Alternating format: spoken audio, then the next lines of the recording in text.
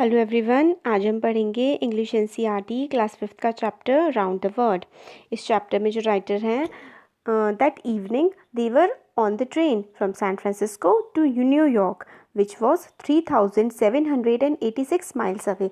इसमें जो चैप्टर में जो ऑथर हैं वो ट्रेन में हैं और वो अपनी ट्रेन की जर्नी के बारे में बात करते हैं। वो ट्रेन जो है वो सैन फ्रांसिस्को से न्यूयॉर्क की तरफ को जा रही है और जो डिस्टेंस काफ़ी लंबा है जो हमने अभी पढ़ा। फिर आगे वो बताते हैं, In 7 days, the train would take them from Pacific to the Atlantic Ocean.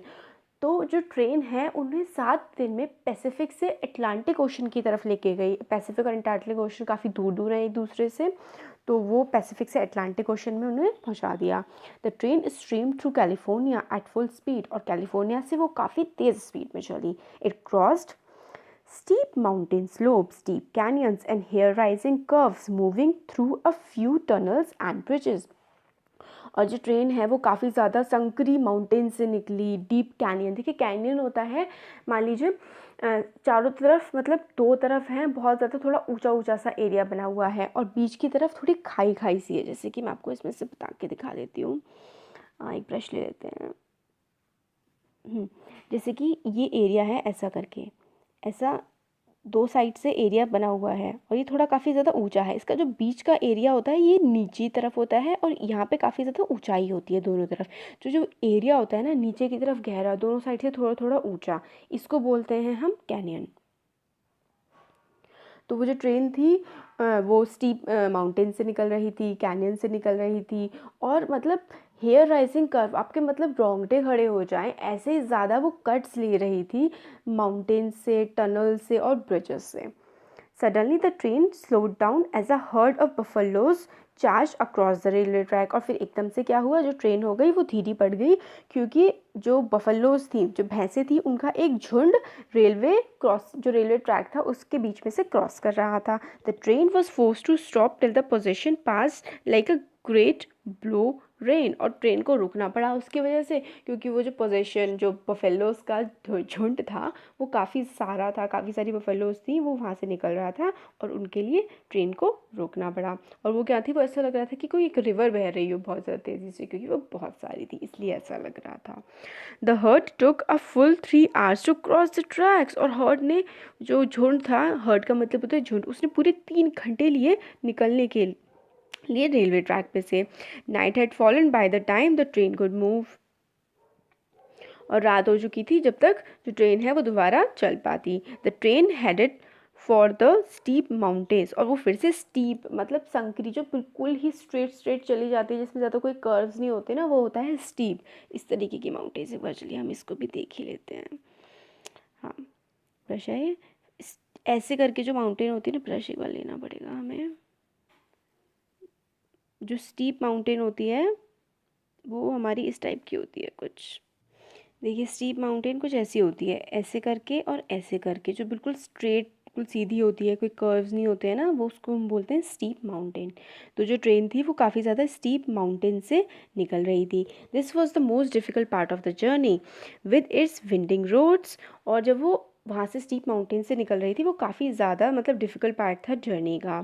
They pass the highest point of their journey 7524 feet above the sea level. और हाईएस्ट पॉइंट जो था, सबसे ऊंचा पॉइंट जो था उनकी जर्नी का, वो 7524 फीट था सी लेवल से। कोई भी जो डिस्टेंस मेजर किया जाता है वो सी लेवल पे मेजर किया जाता है। जो सी का लेवल है उसको हम ज़ीरो मानते हैं, और ज़ीरो से जितना भी हम ऊपर जाते रहते हैं वो डिस्टेंस होता है distance from the sea level. जैसे माउंट एवरेस्ट 8848 किलोमीटर मीटर्स की है, तो जो वो 8848 मीटर्स का जो डिस्टेंस है वो हम कैसे लेते हैं, मीन सी लेवल को हम ज़ीरो मानते हैं। सी लेवल से जितना ऊपर जाएगा वो किसी चीज़ का होगा डिस्टेंस। तो माउंटेन, ये वाली जो माउंटेन थी ये थी 7524 feet.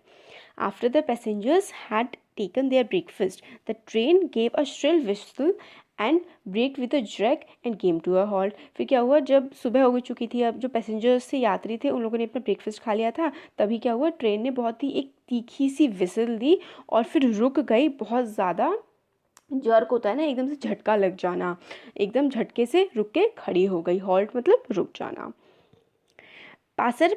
Out a French passenger went to see what the matter was। और पास आउट एक फ्रेंच पैसेंजर था, उसने देखा कि क्यों रुकी है ट्रेन, मतलब ये देखने के लिए वो इधर उधर ट्राई करने लगा।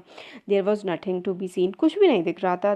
Train has halted in the middle of nowhere, train ऐसी जगह रुकी हुई थी जहाँ पे आसपास कुछ भी नहीं था। There was no station inside, कोई स्टेशन भी नहीं दिख रहा था। He had the single man से he heard the single man से the train can't go on the bridge near medicine, वो वोंट सपोर्ट द वेट। जो सिंगल मैन था, सिग्नल्स जो देते हैं, वो कह रहे थे कि यहाँ जो आगे जो ब्रिज है ये इस ट्रेन के वेट को सपोर्ट नहीं कर पाएगा और इसलिए ट्रेन आगे नहीं जा सकती। It was a suspicious bridge and some of its cables were broken, और ये जो ब्रिज है इसकी कुछ केबल्स हैं वो ब्रोक हो गए हैं, मतलब ये जो ब्रिज है ना, ये शायद ऐसा हो सकता है कि ट्रेन को संभाल ना पाए, ट्रेन के वेट को। The driver of the train said perhaps there is a chance of getting cross the bridge by letting the train proceed at maximum speed.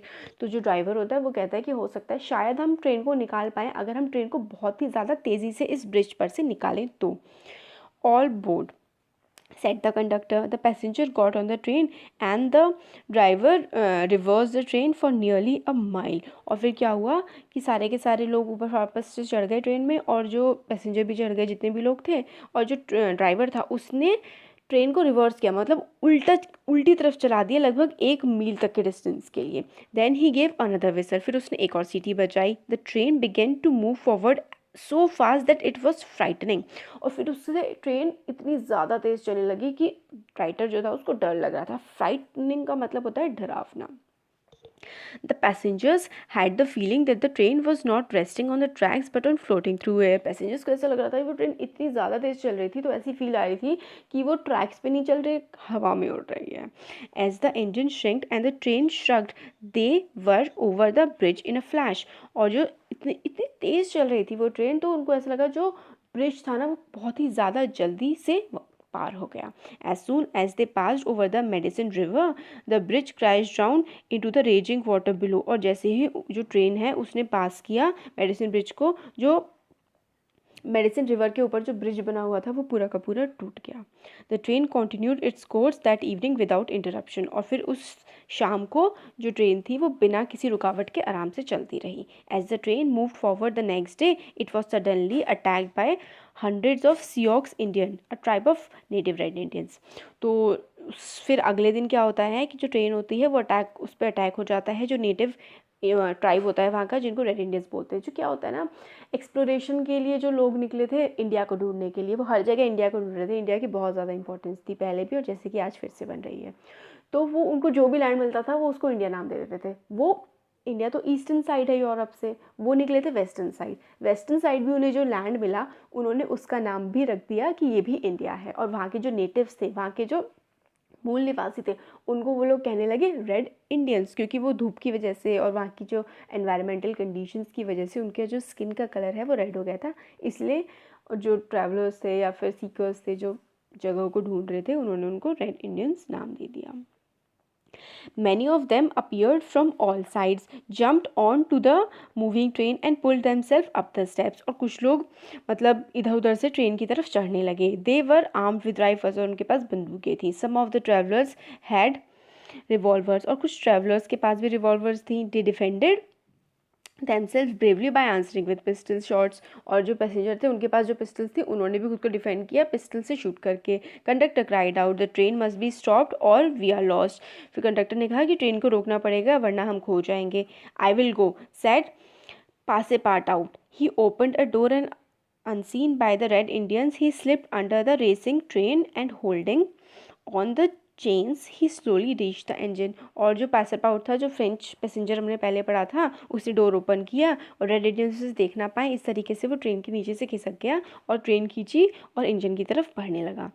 Then he started the engine from the coaches, they started to slow down. और फिर उसने क्या किया, जो मतलब coaches की तरफ वो जा रहा था और फिर वो धीरे धीरे क्या हुआ, ट्रेन कम मतलब ट्रेन की स्पीड कम होने लगी। They had neared a station where soldiers attracted by sound of shoots hurried toward the train। और फिर क्या हुआ, उस जो ट्रेन की तरफ बहुत ज़्यादा आवाज़ें होने लगी थी बंदूकों की, तो वहाँ के जो सैनिक थे अमेरिका के, वो ट्रेन की तरफ आने लगे। Red Indians on the board saw them and quickly jumped of before the train stopped entirely. और फिर जो रेड इंडियंस ट्रेन पे चढ़े थे अटैक करने के लिए, उन्होंने सोल्जर्स को आते हुए देख लिया और वो ट्रेन पर से नीचे उतर गए।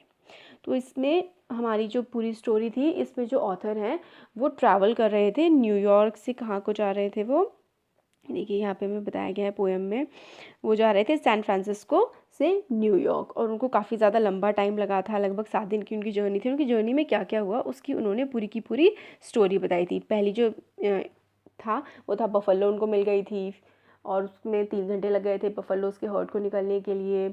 और फिर उसके बाद क्या हुआ था, फिर उनको मतलब जो ब्रिज मिला था वो बहुत ज़्यादा टूटा हुआ था, फिर उनको रेड इंडियंस मिल गए थे जो जिन्होंने ट्रेन पे अटैक कर दिया था। तो इस सब के बारे में स्टोरी में बताया गया है। नए वर्ड्स, पोजेशन का मतलब होता है एक साथ किसी चीज़ का झुंड निकलना। कैनियंस मैंने आपको बता ही दिया था क्या होता है। सपोर्ट का मतलब होता है साथ देना। कंडक्टर जो बस या फिर ट्रेन को कंडक्ट कर रहा होता है, उसको कैसे चल रही है वो सब कुछ मैनेज कर रहा होता है, उसको बोलते हैं कंडक्टर। क्वेश्चंस देखते हैं। Which tribe of red Indians attack the travellers. तो देखिए हमारे इसमें बताया गया कौन सा ट्राइब है जिन्होंने रेड इंडियंस को ट्रेन को अटैक किया था। रेड इंडियन का ट्राइब है a tribe of native red Indians Sioux Indians. जो ट्राइब का नाम था वो था सियोक्स इंडियंस।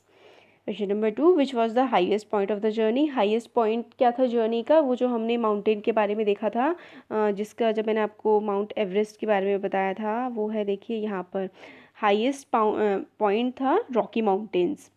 7254 किलोमीटर जो था वो सी लेवल से ऊपर था। 7524 किलोमीटर, और वो थी रॉकी माउंटेन्स जो हाईएस्ट पॉइंट था। Question number 3, why did the train stop the first time. पहली बार क्यों रुकी थी ट्रेन, पहली बार रुकी थी बफेलोज के हर्ड को निकालने के लिए। The train stop the first time to pass by the herd of buffaloes. Question number 4, how many days would it take for the train to reach a New York। कितने दिन लगे थे, 7 दिन लगे थे। Train would take around 7 days to reach the New York। Take the correct answer। First time the train stopped was because of इसका answer है B, a herd of buffaloes was passing। फिर इसका सेकेंड क्वेश्चन है, the bridge fell with a crash into the river। ये कब हुआ था, जब वो ब्रिज से पास करी थी ट्रेन ने, तब हुआ था after the train had passed through. A है इसका ऑप्शन। तो हो गया हमारा चैप्टर कंप्लीट। आपको कैसा लगा कमेंट सेक्शन में कमेंट करके बता सकते हैं। अच्छा लगा तो वीडियो को लाइक करिए और चैनल को सब्सक्राइब करिए। Thank you so much.